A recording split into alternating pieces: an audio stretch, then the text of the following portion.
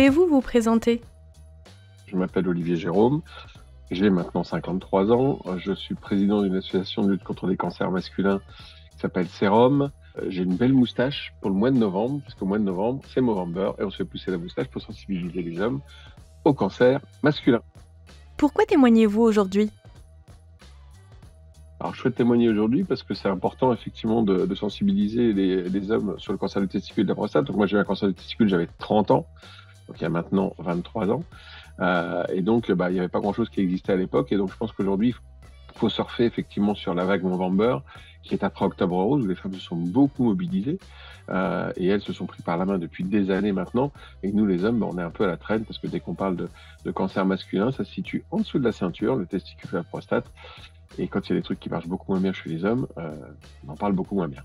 Donc voilà, ça c'est important. Et donc la mobilisation, elle est nécessaire pour faire en sorte que les hommes entendent parler de ce type de cancer-là, pour qu'un homme averti puisse faire le nécessaire. Comment avez-vous parlé de votre cancer en entreprise? J'étais obligé de dire que j'avais un cancer, puisqu'effectivement, déjà, j'allais être absent un certain temps. Et en plus, ça allait se voir, puisqu'effectivement, j'avais un peu plus de cheveux qu'à l'époque, donc ça se serait vu. C'est aussi pour ça qu'on a créé l'ASSO, c'est-à-dire qu'à l'époque, beaucoup de personnes ne disaient pas ce qu'ils avaient. Moi, le cancer des testicules, j'ai pas été capable de le dire. J'ai pas mis un nom dessus. J'ai dit que j'avais un cancer, et donc voilà, je me suis arrêté là, de peur justement, voilà, c'est quelque chose d'intime, etc. Et j'ai eu la chance à l'époque, effectivement, d'avoir une entreprise qui a été très bienveillante et qui, le premier truc qu'ils m'ont dit, c'est prends soin de toi, c'est le plus important, soigne-toi et reviens effectivement quand tu le pourras. Ce qui n'est pas toujours le cas, comme je dis souvent, c'est pour certaines personnes, c'est un peu la double peine, c'est le cancer avec tout ce que ça peut entraîner. C'était un gros soutien aussi, c'est un problème de moins de se poser effectivement la question, de savoir si l'entreprise va comprendre, pas comprendre. Ça retire un fardeau important aussi.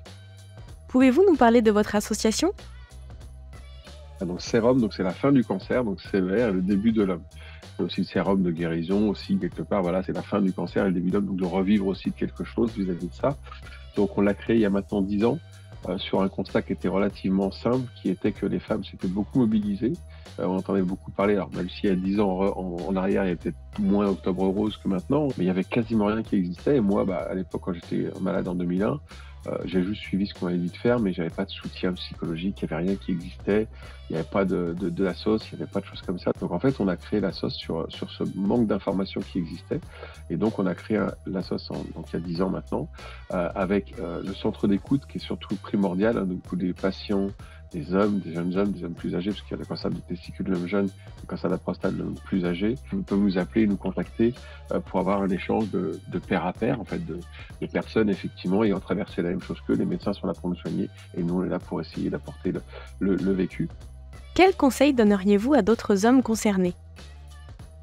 On ne fait pas l'autruche, on a un problème, on va voir le médecin. Le but n'est pas de devenir hypochondriaque et d'avoir peur de tout. Il faut savoir s'écouter. Donc, l'autopalpation du testicule, on trouve quelque chose, on va voir le médecin. On ne fait pas comme moi, on n'attend pas des mois avant d'y aller. Ça ne sert à rien. Et plus tôt on est dépisté d'un cancer, plus tôt on peut être soigné ou guéri, ou soigné ou suivi. Dépisté tôt, on peut être pris en charge rapidement.